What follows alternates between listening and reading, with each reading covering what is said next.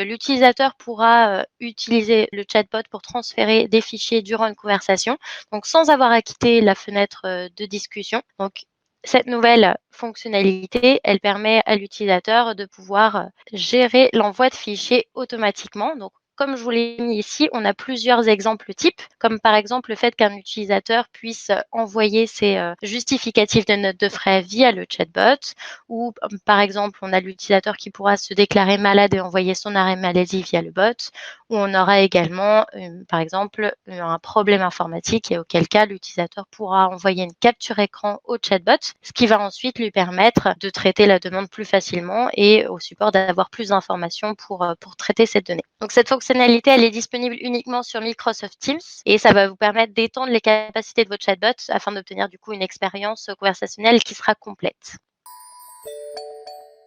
Ensuite, nous aurons le catalogue de chatbots dans Teams. Donc, vous pouvez déployer un catalogue de chatbots dans Teams. Donc, ça va vous permettre de donner un accès unique à l'ensemble de vos ressources, donc à l'ensemble de vos chatbots pour vos utilisateurs.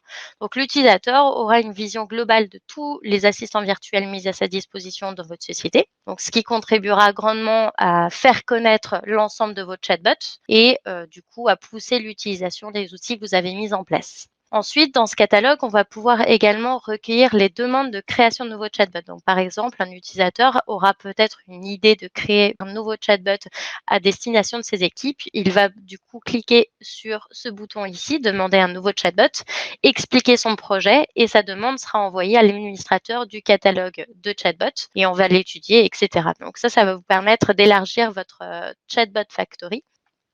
Et donc l'objectif du catalogue, c'est effectivement qu'il y ait une vision globale de l'ensemble des chatbots au sein de votre société.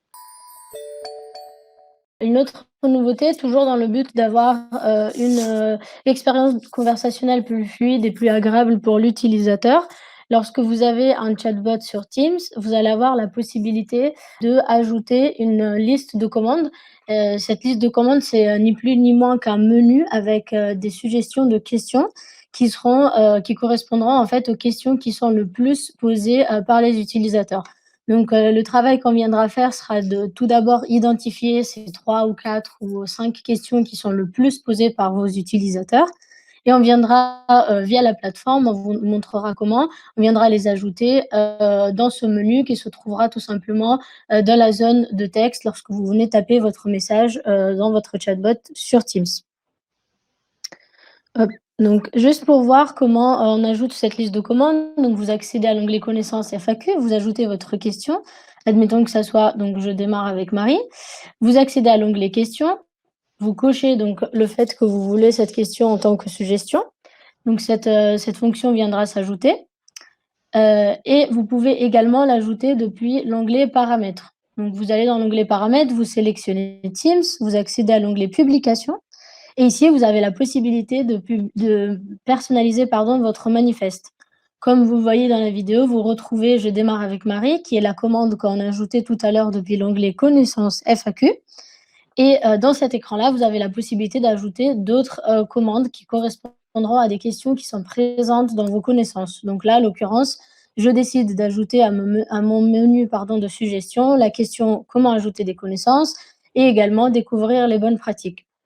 Une fois que j'ai sauvegardé, mon manifeste chatbot sur Teams se mettra à jour et lorsque vous viendrez donc taper votre question sur Teams, vous allez avoir un menu déroulant avec je démarre avec Marie, comment ajouter de nouvelles connaissances et quelles sont les bonnes pratiques. Donc ça, c'est les 3 questions que je viens d'identifier, que j'ai identifiées comme étant les questions qui sont le plus posées par les utilisateurs et je viendrai les ajouter comme menu. Ça va vous permettre de fluidifier, l'expérience conversationnelle avec vos utilisateurs, notamment qu'on lance le chatbot officiellement. Les utilisateurs, la plupart du temps, on se rend compte qu'ils vont vouloir le tester tout simplement sans réellement répondre à un réel besoin et là, auquel cas, on va favoriser le fait qu'ils choisissent une question, qui sera simple et que le chatbot connaîtra. On va faire en sorte qu'il passe une bonne expérience et ensuite, lorsque l'utilisateur aura un réel besoin, il va se souvenir qu'il a vécu, une bonne expérience avec le chatbot et il va y revenir. Le but, c'est vraiment, faire que l'utilisateur utilise au maximum l'outil que vous avez mis en place. Donc vous connaissez le feedback de satisfaction qu'on peut activer ou désactiver, sur un chatbot, donc toujours dans l'onglet outils feedback.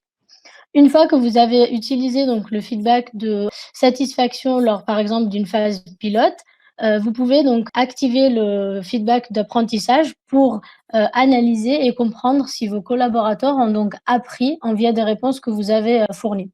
Donc le feedback d'apprentissage, vous pouvez l'activer ou désactiver. Ensuite, vous configurez les éléments qui vont avec. Donc, les petits messages que le chatbot, demandera, est-ce que vous avez appris quelque chose, oui ou non? Et vous sauvegardez. L'objectif aujourd'hui, c'est d'avoir une deuxième sorte de feedback avec le feedback d'apprentissage. Donc, la question est de savoir si l'utilisateur a appris quelque chose. Donc là, en termes de cas d'usage, on est plutôt sur un chatbot qui va vouloir accompagner l'utilisateur, sur, par exemple, la prise en main d'un outil.